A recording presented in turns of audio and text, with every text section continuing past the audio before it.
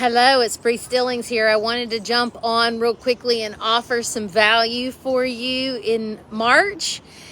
If you are stuck in your at-home business, so whether it's a direct sales business or something that you're trying to do independently, you're making your own soaps or you're starting your own home cleaning business, if you are working a business as a side income that hopefully will generate full-time income if that's what you're doing, but you feel stuck, like you've got it and you're doing a little bit, but you're not growing.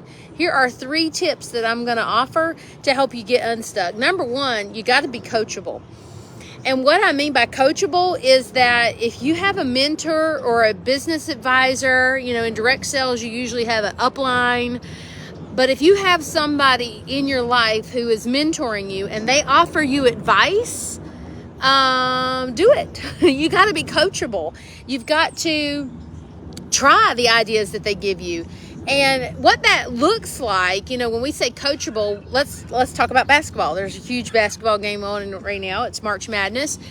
So if I was on a basketball team and my basketball coach told me to improve my shot, I needed to move my hands a different way.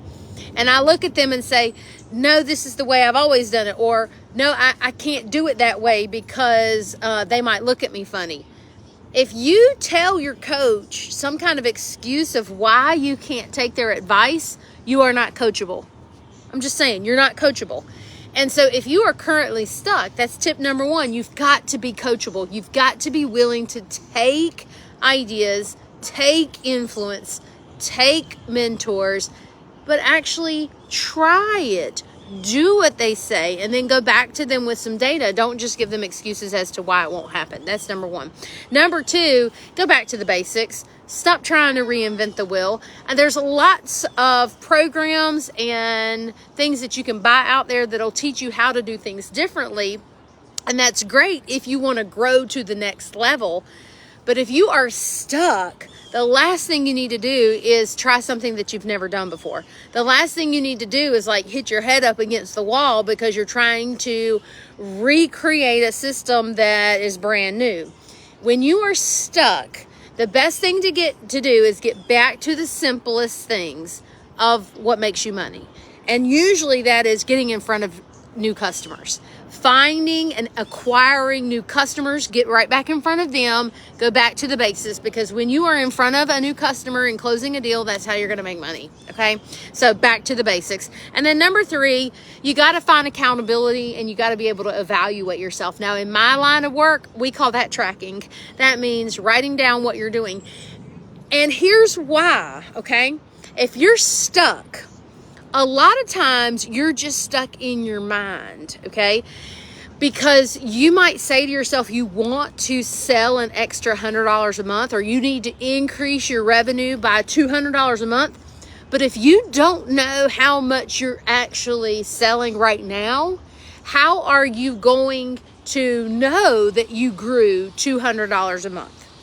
And so you've got to have systems for evaluating. It's like you got to, even though it's a side business and it might be like a little thing on the side, you've got to you have to have a way to make yourself look like an accountant. You have to have some tracking and some accountability measures, because otherwise you might be growing, but you might not realize you're growing and you're still thinking that you're stuck.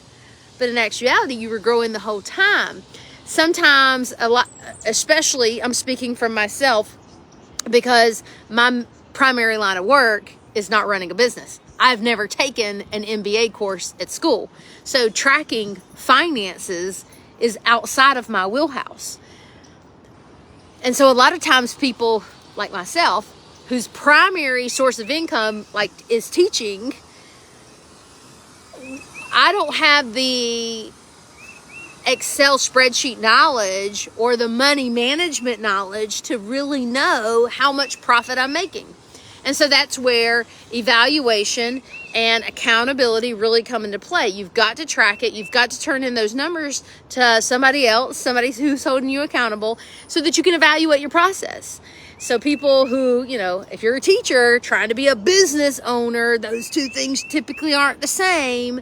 We can figure out how now the teacher can look at the numbers because the numbers won't lie. You've got to have accountability. All right, so to recap, number one, you've got to be coachable. Think about that basketball player taking advice from a coach. Are you coachable? Number two, get back to the basics. Get back to acquiring new customers. And then number three, you've got to have some form of evaluation. Get good at tracking, get good at evaluating where you are and where you want to go so you know how to get there.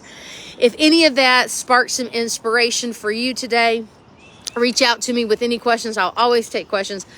But if you are also curious how to start a new line of business and you want to partner up with me as your mentor so you can be coached by me, definitely reach out to me because it is March Madness and it's only $10 to join my team this month.